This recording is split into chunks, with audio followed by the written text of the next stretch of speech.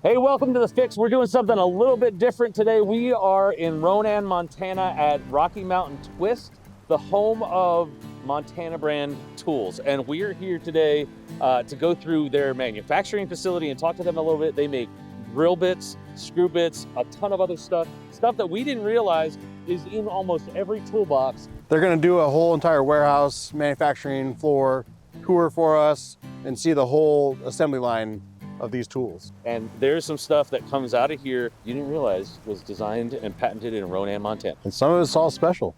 Yeah. You've never seen it before. Yep, and some of it's pretty amazing. So, all right, let's go.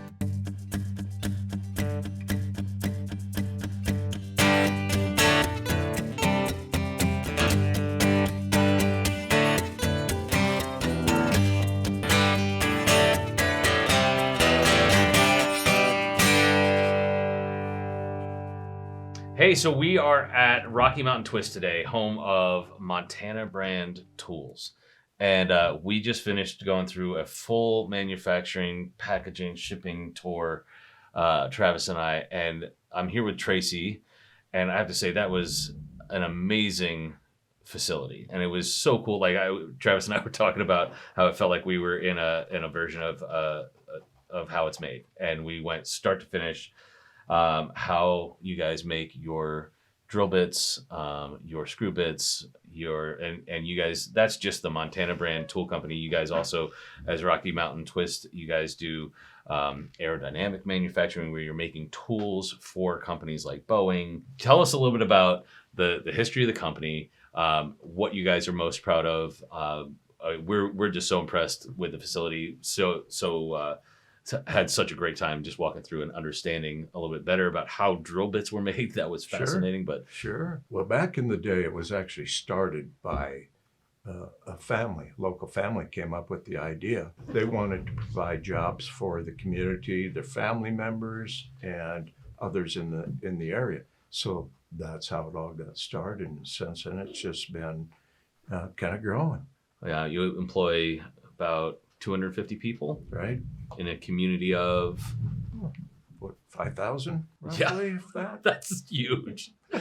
Yeah, I think we're behind the hospital. We're the next biggest private employer. We started selling the screw guide, and now we saw other opportunities as well to start with the drill and drivers, the self-centering, and keep on expanding the line, including now diamond drills. We make adaptive drills for aerospace industry. It is really grown. Okay, so I really wasn't expecting this when we set this up, but okay.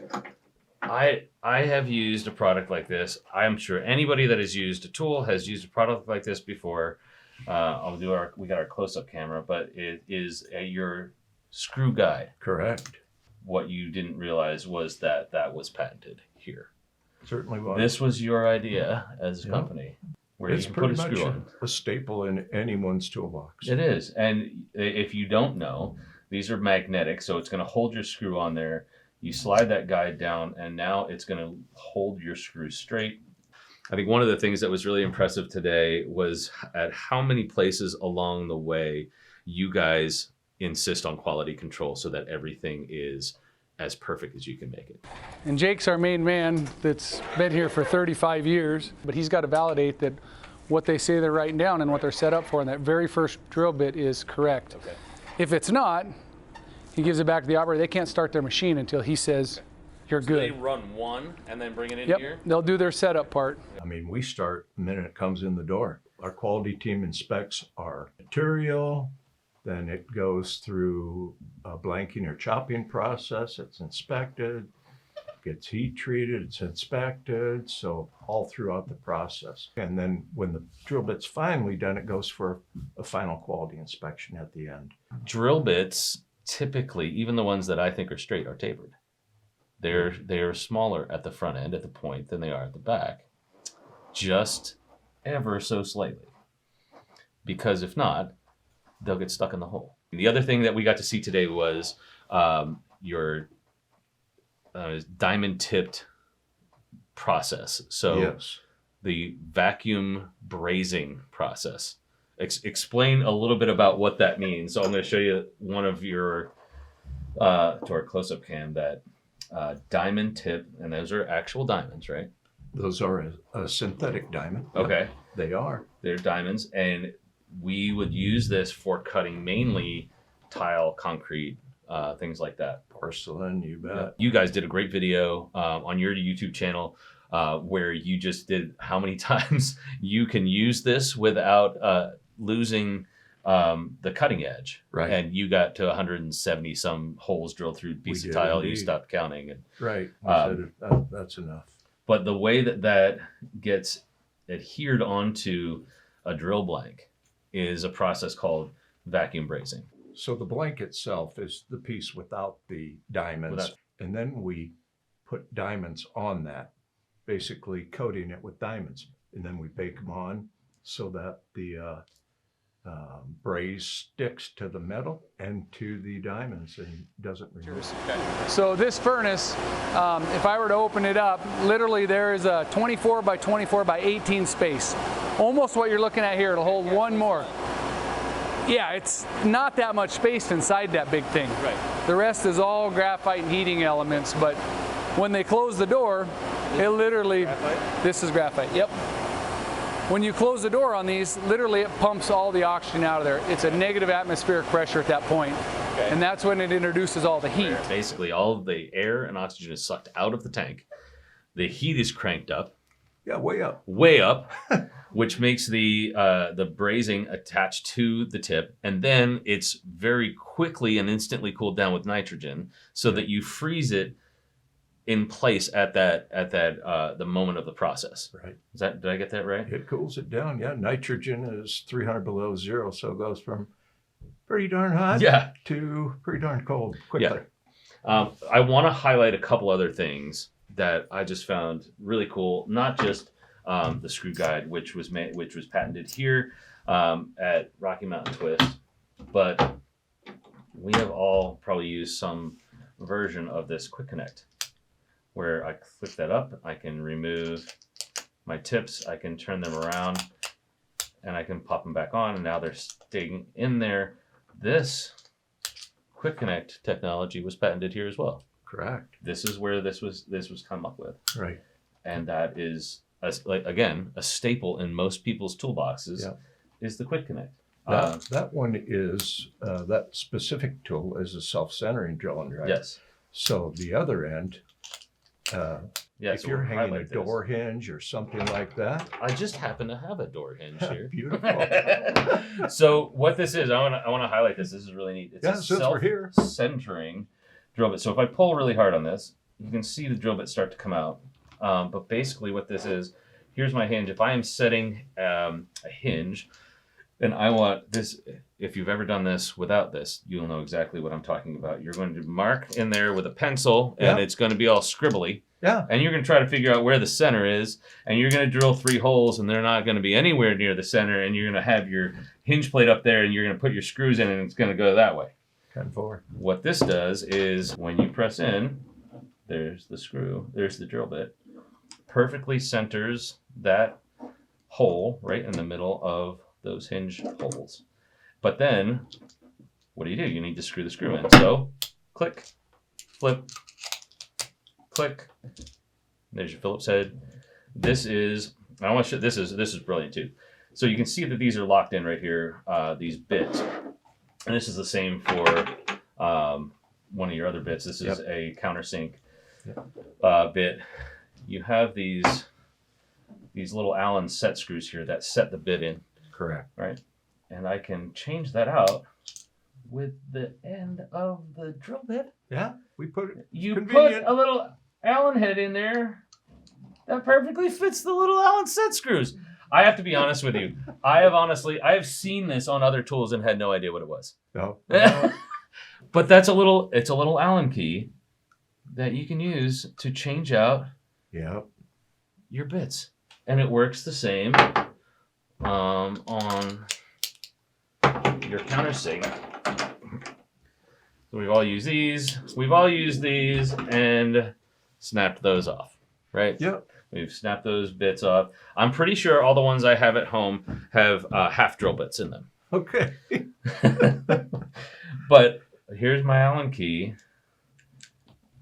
to take that out and Yeah. reset it. Yeah. Which is just brilliant. Yeah. And so if you like me, if you have these bits at home that have this little black thing coming off the bottom, it's an Allen key to change out your bits. Right and this on. was patented technology right here at Rocky Mountain Twist. And that, by the way, that drill is actually adjustable. So if you want that drill to come out a little bit further, Yes. you can do so. So you can go drill, if you have got a longer screw, you can do that. Yeah. And this is not just a countersink. What do you call it when you do a plug? It's called counterboring. Counter boring. I'm going to drill in just till the beginning of that taper, and that's going to let my screw head basically sit flush. Correct. Right. So it just bores out the drill hole just enough that a screw head can sit flush. A bore hole, on the other hand, is going to sink that screw a lot deeper. It will. And then what I can do is completely hide the screw with a tool like this, which is a plug cutter. And I have never actually used these myself because I really wasn't aware of the technology. But this plug cutter pairs with a certain size bore drill. It sure does. So I'm going to drill the hole. I'm going to drill it a little bit deeper than I normally would for just a countersink. I'm going to put my screw in, and then I'm going to drill a hole in a scrap piece of the same kind of wood, so similar to this. I'm guessing this is what you used on these little plugs right here. Sure. And I'm going to drill down, and it's going to create a plug that will perfectly fit in that hole, and then I can sand it down, and now my screw is completely gone. It will. It creates a tapered plug. So if you're doing anything like cabinets, shelving, things where you want to have a nice face and you don't want screws, you certainly just use a drill driver, come back, make some plugs, use that same scrap wood that you're building it with anyway. Right. Yep. But that is brilliant technology. But this is the one I was actually most excited about. This is a drywall bit. Now, I'm going to put a picture up of the typical drywall bit that I have been using for 30 plus years in remodeling and construction. Sure.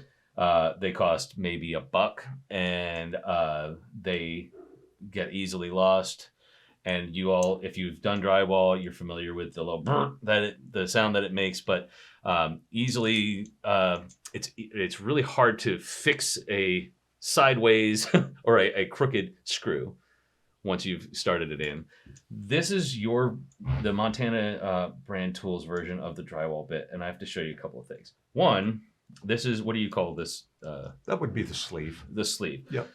Sleeve that creates, it just, if you can see this, that driver bit sits out ever so slightly so that when you're sinking the screw in, it will continue to sink below the surface just enough that you can putty over it. Yours does a couple of things. One, it spins. So as I'm holding a screw on here, it is magnetic anyway. Sure So is. it's going to hold your screw on pretty well. But if I have my fingers on here, my screw bit spins, but the collar doesn't. Right. But then what will inevitably happen when you're doing thousands of these is the screw bit wears out. Yes. At which point I can pop that off. It's magnetic. Pop the collar off. And pop my screw bit out. Put a new one back in. And pop my collar back on. That is brilliant. Yeah. Instead of blowing through these little ones, here's the thing, I can pop that collar off too, and now I just have a regular Phillips head screw bit. Right. So if you perhaps need to get that crooked bit out, you take. Just have a regular screw bit sleeve now in my off, hand in a matter of remove it. seconds. Yeah. And it just pops back on. Right. Okay, so the other thing that you guys pioneered is something that is just very, very common that we don't even think about much. It's the hex-shanked drill bit. Correct. Instead of the smooth shank drill bit. Right. Which if you've ever tried to drill something hard with a smooth shank drill bit and you've had it spin or catch and break your ankle, I was going to say your ankles. Yeah. your wrists. Right. That can be extremely frustrating. Tell me a little bit about the hex-shank drill bit. So part of the evolution of this was cordless tools. So it used to be back in the day, in the 90s, you recall, Yep. Nikita had the 9.6 cordless drills, and the batteries would die all the time. And if you wanted to chuck or rechuck something, you always had to use a battery or do something. Oh yeah. So we invented that right there, that quick change connector. Which this is spring loaded. Yep, that one is. So unlike the quick connect that is not spring loaded, it's just got the click. Right. You have the spring loaded. What do you call this? Chuck? That, I guess. You're right. It's a connector. Yep. Yep. And the key was eliminate all that. How long did that take compared to unchucking your drill? We watched the manufacturing process for this today, which was fascinating. So this is zinc on the end here. That's why it's two different colors. Why zinc? Why do we use zinc? It's super hard strength-wise, and it's moldable and cools very quickly. Cools very quickly, and which keeps the drill bit cool. Right, and it's super strong. Now, if I were to look at this, I would think that that was either made out of the same type of metal, and that was just either like, I want to say carved. Carved isn't the right word, but milled out of that. Sure. But it's actually two different pieces. It is. But it's not just glued together. It's not just. It is not. That zinc bit or hex bit is pressed on there. It's actually molded on there. Right. That robot will come over, it's going to grab them, and it's going to take them over into a die, okay? Hold them into the die's going to come together. It's going to put zinc right through the tracks into that die, and it's going to displace it on the bottom of the drill bit, just like you see here, okay? Is it just a press? So it's liquid, but it's high pressure. So if you watch right behind that spinny deal, it's a plunger. It goes down. That's forcing this hot zinc. It looks like liquid right there. This is hot, like extremely hot. This stuff here is, I mean, it's kind of like you see in that movie Terminator, right? And how quick it dries is like that. You know, it's over 900 degrees in that pot. So when it goes through that mold, that's what it's doing. It goes in there, it closes, right? Gives it a second, it's cooling. It opens back up. It spits out the sprue in the back. That's kind of the track that leads the zinc to every one of those drill bits. And then the material goes out the front with the drill bit. Basically blasts zinc into a mold, casts it, releases it. Robots pick it out. Yep. Because it's hot. Because it's hot. Put it on a conveyor belt and take it away. I didn't know that some of this stuff was patented right here, just a few hours from where North 40 is. Right. From where I live. Some of the tools that I've been using since I was a teenager. You're not just making this amazing kind of stuff, but now you're making stuff that you can make anything.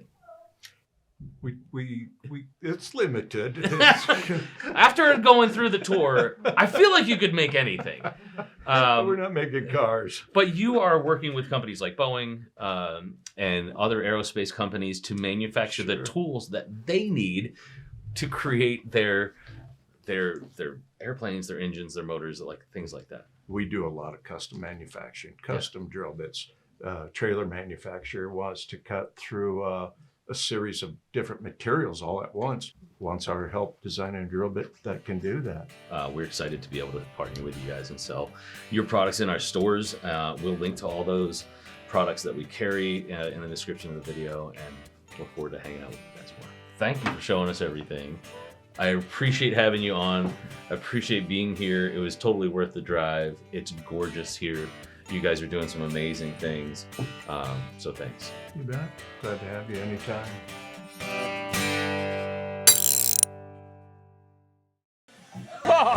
You feel that vibration? It feels like an electrocution almost. That vibration, it's just so high pitched. I wasn't ready for it.